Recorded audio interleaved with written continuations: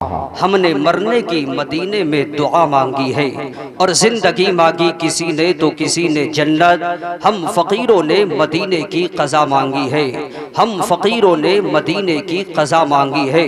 اور شہسوار اہل سخن، برادر امام اہل سنن، استاذ زمن حضرت علامہ حسن رضا خاں بریلوی علیہ رحمت و رضوان فرماتے ہیں، سیر گلشن کون دیکھے دشت طیبہ چھوڑ کر، سوئے جنت کون جائے در تمہارا چھوڑ کر، بے لقائے یار ان کو چین آ جاتا اگر، بار بار آتے نہ یوں جبریل سدھرا چھوڑ کر۔ اور حشر میں ایک ایک کا منہ تکتے پھرتے ہیں عدو۔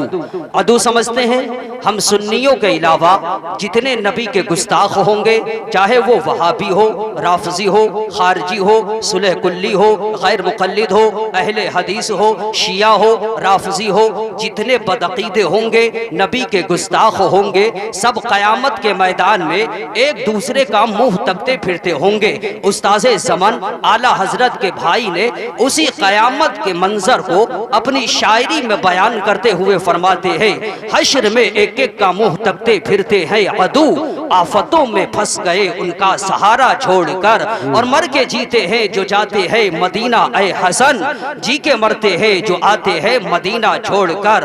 اور اعلیٰ حضرت عظیم البرکت امام اہل سنت فاضل بریلوی علیہ رحمت و رضوان فرماتے ہیں، ہم خاک ہے اور خاک ہی ماوا ہے ہمارا، خاکی تو وہ آدم جد اعلیٰ ہے ہمارا، اللہ ہمیں خاک کرے اپنی طلب میں، یہ خاک تو سرکار سے تمغہ ہے ہمارا، اے مدعیو خاک کو تم خاک نہ سمجھے، اسی خاک میں مدفوع شہ بطحا ہے ہمارا، اسی خاک میں مدفوع شہ بطحا ہے ہمارا۔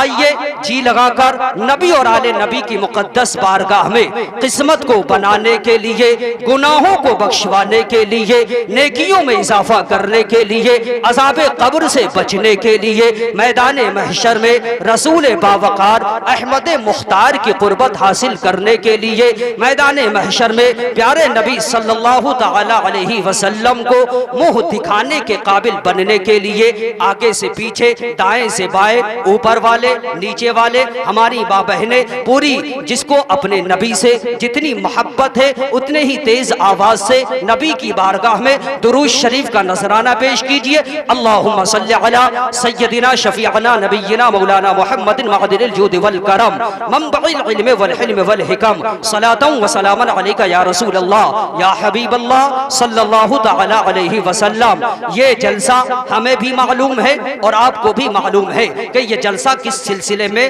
انعقاد ہوا ہے۔ اس جلسے کا مرحوم و مغفور محترم محتشم جناب مرحوم التمش رہا، ان کے ایصال ثواب کے لیے اس جلسے کا انعقاد کیا گیا، ان کے دوستوں نے ان کے ایصال ثواب کے لیے اس جلسے کا انعقاد کیا۔ اللہ اپنے حبیب کے صدقے میں اس جلسے کو قبول فرمائے اور مرحوم کی بخشش و مغفرت فرمائے، دارین کی سعادتوں سے مستفیض و مستنیر ہم سب کو اللہ فرمائے۔ اب میں بلا کسی تمہید کے منبر نور پر علماء کرام کا نورانی قافلہ موجود ہے، خصوصیت کے ساتھ ناشر مسلک اعلیٰ حضرت حضرت علامہ مولانا مفتی قاسم رضا منظری، حضرت علامہ مولانا حسیب الرحمان، اور نقیب اجلاس حضرت مولانا خلیل رضا ناظم رضا خلیلی، محترم جناب فاروق رضا، دیگر علماء کرام، میرے دوست محترم مولانا راہد القادری، ان تمام علماء کرام کی موجودگی میں بس میں 3 حدیثیں آپ کو سناؤں گا، اپنی تقریر ختم کر دوں گا۔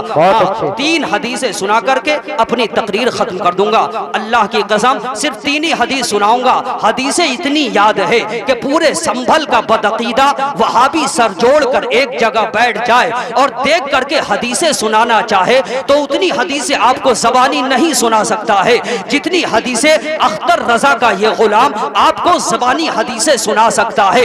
کیونکہ بیٹا دیکھنا ہو تو ماں کی نظر چاہیے، اور حدیث مصطفیٰ پڑھنی ہو تو محبت کی نظر چاہیے۔ عداوت کی نظر اور ہوتی ہے، محبت کی نظر اور ہوتی ہے۔ اب ذرا حدیث سننا چاہتے ہو تو ذرا ہاتھوں کو ہوا میں لہرا کر یا رسول اللہ، سارے لوگ محبت سے یا رسول اللہ، میری میری جانب جو ہو جائے اشارہ یا رسول اللہ چمک جائے میری قسمت کا تارا یا رسول اللہ مقدر میں میرے لکھ دو دوبارہ یا رسول اللہ کروں میں پھر مدینے کا نظارہ یا رسول اللہ۔ سنیے ترمذی شریف جلد ثانی پیج نمبر 290 بابو ماجہ فی التسبیح حدیث نمبر 28 حدیث نمبر 28 کے سطر نمبر لائن نمبر 14 15 16 کی حدیث شریف سنیے۔ قال النبی صلی اللہ تعالی علیہ وسلم التسبیح نصف المیزان التکبیر یملؤه الحمدللہ یملؤه ما بین السماء والارض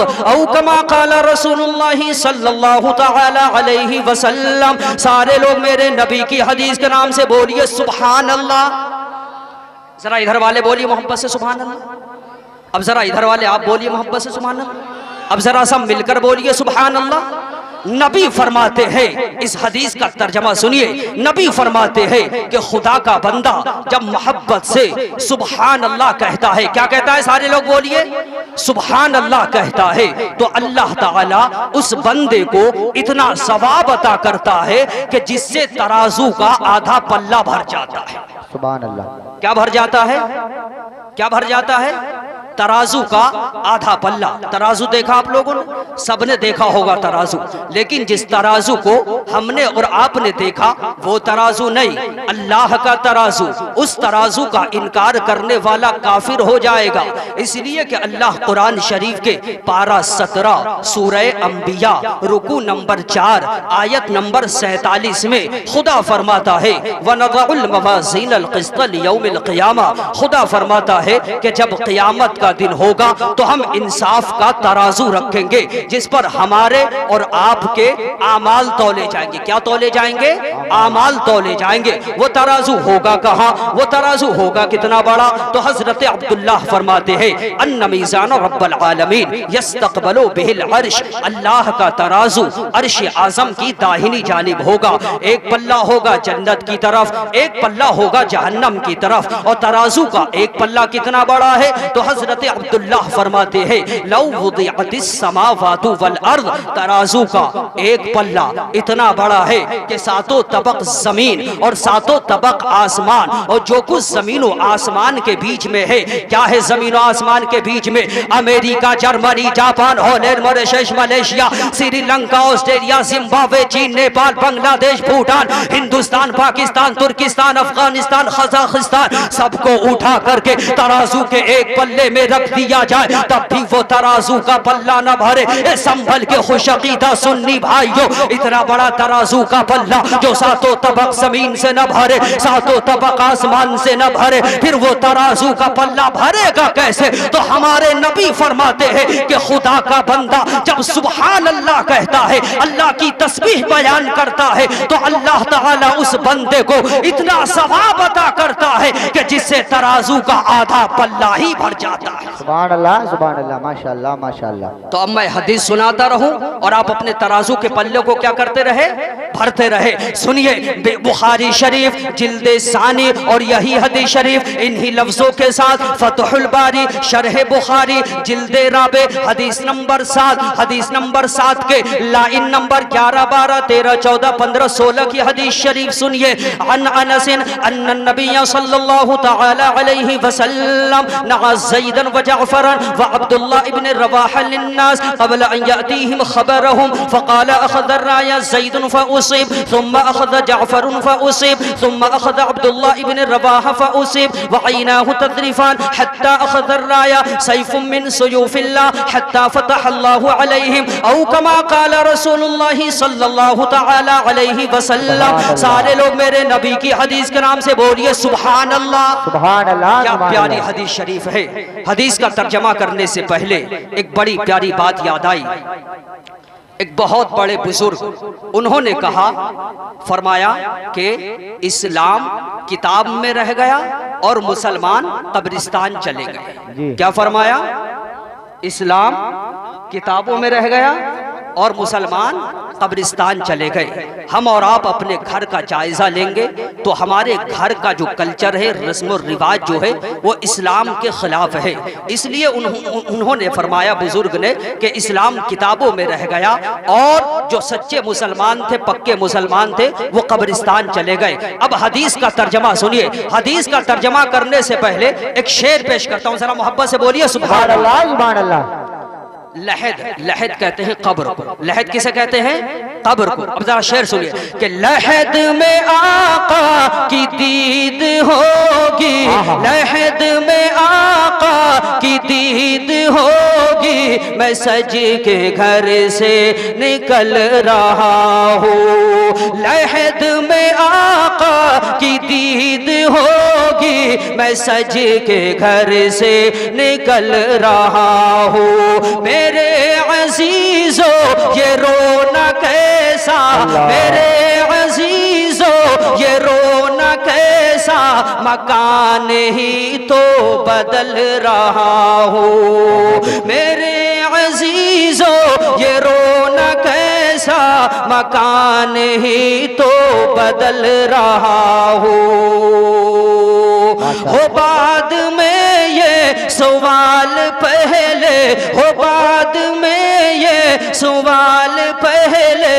نکیر و آقا کا ذکر چھیڑو، اور ملن کی شب ہے کفن میں اپنے، ملن کی شب ہے کفن میں اپنے، خوشی کے مارے میں چل رہا ہوں، ملن کی شب ہے کفن میں اپنے، خوشی کے مارے میں چل رہا ہوں، لحد میں آقا کی دید ہوگی، میں سج کے گھر سے نکل رہا ہوں۔ تو ہر مومن موت کی تمنا کرتا ہے تاکہ قبر میں پیارے نبی کی زیارت ہو۔ کیا ہو؟ قبر میں پیارے نبی کی زیارت ہو۔ خیریت چاہتے ہیں کہ قبر میں سکون ملے اور حشر میں سرخ روئی ملے، تو زیادہ سے زیادہ اللہ اور اس کے رسول کا ذکر کیجئے، ورنہ تو کوئی باپ فائنل۔ کچھ بدعقیدے ایسے ہوتے ہیں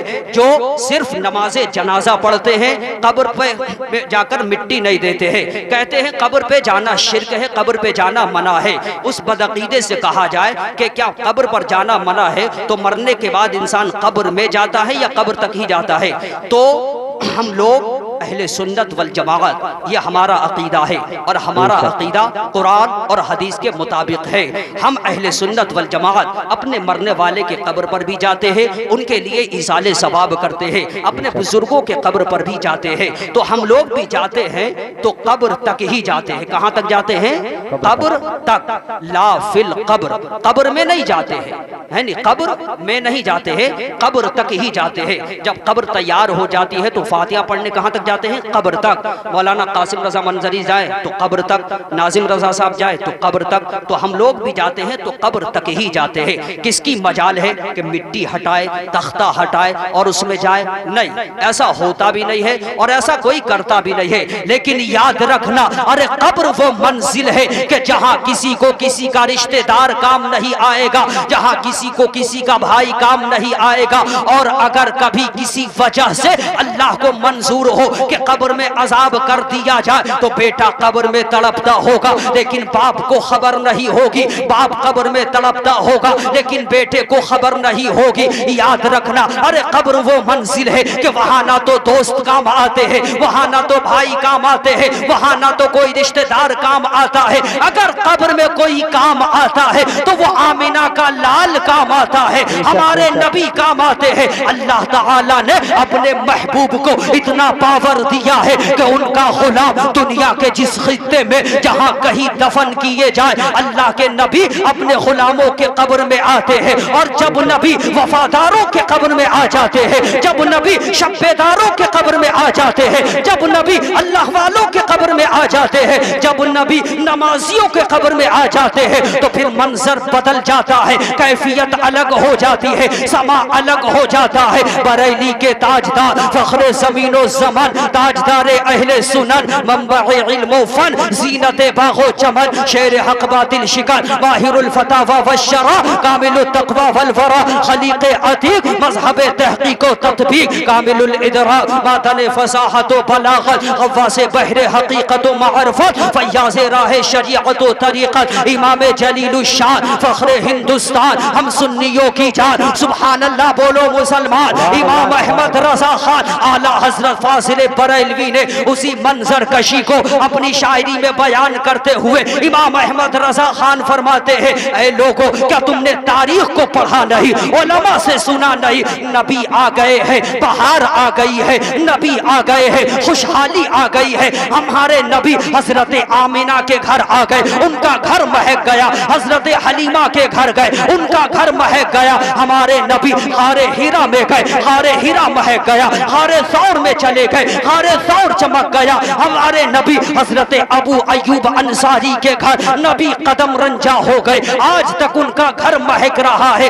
اعلیٰ حضرت فرماتے ہیں ہمارے نبی چمکتے بھی ہیں، چمکاتے بھی ہیں۔ اعلیٰ حضرت فرماتے ہیں کہ ہمارے نبی جس گلی سے گزر جائے وہ گلیاں مہک جاتی ہے۔ اب اعلیٰ حضرت فرماتے ہیں اے نبی کے چاہنے والوں، اگر نبی سے سچی محبت کرتے ہو، سچا عشق کرتے ہو تو ٹینشن مت لینا، فکر مت کرنا۔ قبر میں تم جاؤ گے، رشتہ دار نہیں آئیں گے، قبر میں آمینہ کا لال آئے گا، پیارے نبی آئیں گے۔ اور جب نبی تشریف لاتے ہیں تو اعلیٰ حضرت فرماتے ہیں قبر میں لہرائیں گے تا حشر چشم نور کے جلوہ فرما ہوگی جب طلعت رسول سبحان اللہ، نعرہ تکبیر، نعرہ رسالت، مسلک اعلیٰ حضرت، فیضان اعلیٰ حضرت، جلسہ ایصال ثواب مولانا غلام ربانی صاحب قبلہ زندہ باد، زندہ باد، ماشاءاللہ ماشاءاللہ۔ قبر میں لہرائیں گے تا حشر چشم نور کے جلوہ فرما ہوگی جب طلعت رسول اللہ کی۔ سنیے مشکات شریف جلد اول صفحہ نمبر 36 کتاب العلم، عن ابی ہریرہ رضی اللہ تعالی عنہ قال النبی صلی اللہ تعالی علیہ وسلم اذا مات الانسان انقطع عنه عمله الا من ثلاثة صدقة جاریہ او علم ينتفع به او ولد صالح يدعو له او كما قال رسول اللہ صلی اللہ تعالی علیہ وسلم۔ سارے لوگ میرے نبی کی حدیث کے نام سے بولیے سبحان اللہ، سبحان اللہ، سبحان اللہ۔ ایک بار اتنی اس نیت سے بولیے تاکہ اس سبحان اللہ کا ثواب مرحوم التمش کی روح کو پہنچے۔ محبت سے بولیے سبحان اللہ، سبحان اللہ۔ نبی فرماتے ہیں اذا مات الانسان انقطع عنہ عملو، انسان جب مر کر کے قبر کی منزل میں پہنچ جاتا ہے تو اب اس کے اعمال منقطع ہو جاتے ہیں۔ کیا ہو جاتے ہیں؟ اعمال منقطع ہو جاتے ہیں۔ اب وہ نماز نہیں پڑھ سکتا، روزے نہیں رکھ سکتا، مالوں کی زکوٰۃ نہیں دے سکتا، بظاہر ایسا کام نہیں کر سکتا کہ اسے قبر میں ثواب ملتا رہے۔ لیکن نبی فرماتے ہیں الا من ثلاثہ، تین کام ایسے ہیں کہ مرنے والا ان تین کاموں میں سے کوئی ایک کام کر کے قبر کی منزل میں پہنچ جائے تو ان کاموں کی وجہ سے اسے مرنے کے بعد بھی قبر میں ثواب ملتا رہتا ہے، قبر میں مرنے کے بعد بھی ثواب ملتا رہتا ہے۔ اب وہ تین کام کون سے ہیں؟ صحابہ اکرام گوش پر آواز ہے کہ یا رسول اللہ بتا دیا جائے وہ تین کام کون سے ہیں کہ جس کی وجہ سے مرنے والے کو قبر میں بھی ثواب ملتا رہتا ہے۔ تو نبی فرماتے ہیں صدقۃ جاریہ، ایسا صدقہ جو جاری رہنے والا ہو۔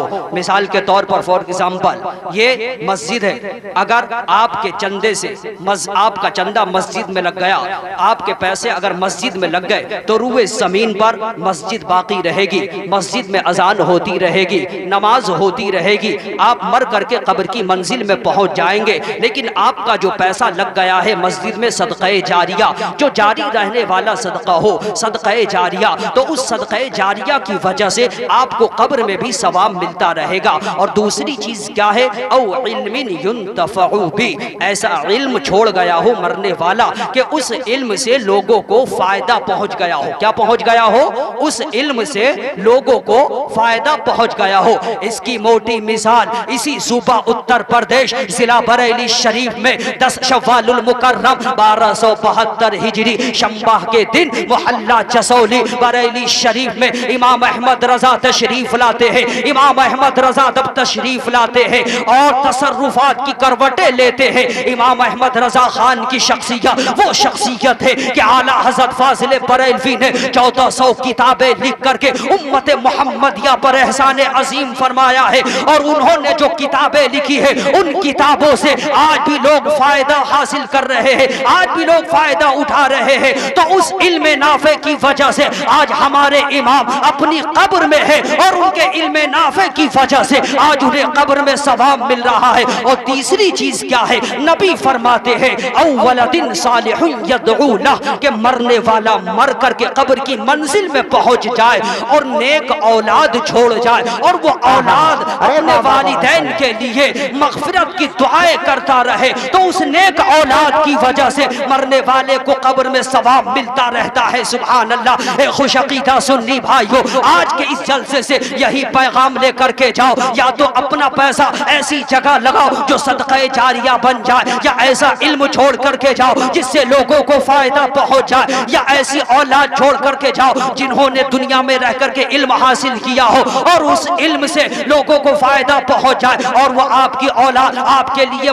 مرنے کے بعد آپ کے لیے مغفرت کی دعا کرتے رہے. تو اس مغفرت کی دعا کی وجہ سے آپ کو قبر میں ثواب ملتا رہے گا. قرآن فرماتا ہے الذی خلق الموت والذی خلق الموت والحیات لیبلوکم ایکم احسن عملا. اللہ فرماتا ہے توجہ کرنا حضرات, تمہارا یہ جسم ہے, جسم میں سینہ ہے, سینے میں دل ہے, دل میں سرور ہے, سرور میں لذت ہے, لذت میں آرزو ہے, آرزو میں مسرت ہے, مسرت میں امید ہے, امید میں یقین ہے, یقین میں تصور ہے, تصور میں تصویر ہے, تصویر میں تو ہے, تجھ میں ادا ہے, ادا میں حیا ہے, حیا میں نزاکت ہے, نزاکت میں شوخی ہے, شوخی میں شرارت ہے, شرارت میں غصہ ہے, غصے میں بناوٹ ہے, بناوٹ میں اپنائیت ہے, اپنائیت میں چاہت ہے, چاہت میں خلوص ہے, خلوص میں پیار ہے, پیار میں عبادت ہے, عبادت میں خدا کی رحمت ہے. آؤ اپنی زندگی کو سمیٹ کر اور یہ فیضان پوری دنیا میں عام کر دو کہ مسرت کی تمنا ہے تو غم کی انتہا کر لے.